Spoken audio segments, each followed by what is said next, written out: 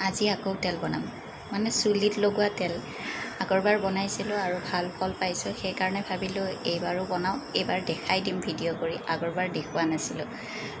আহক কেনেধৰণে বনাইছোঁ চাই লওক। এয়া নাৰিকল তেলৰ বটল দুটা, পিঁয়াজ এটা। পিঁয়াজ এইবাৰ মই কমাই দিছোঁ, যিহেতু মোৰ লগত মিঠি আছে, তিল আছে আৰু জবা ফুল আৰু নৰসিংহ।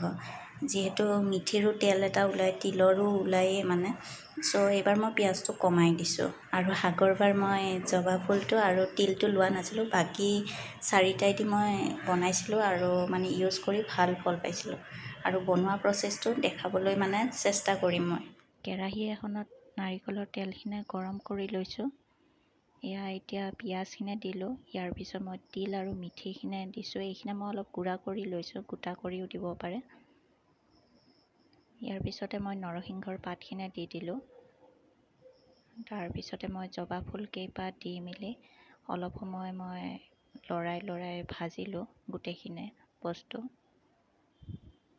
তাৰপিছতে মই কাঁচৰ বাতি এটাত এই মিশ্ৰণখিনি মই চেকি লৈছোঁ।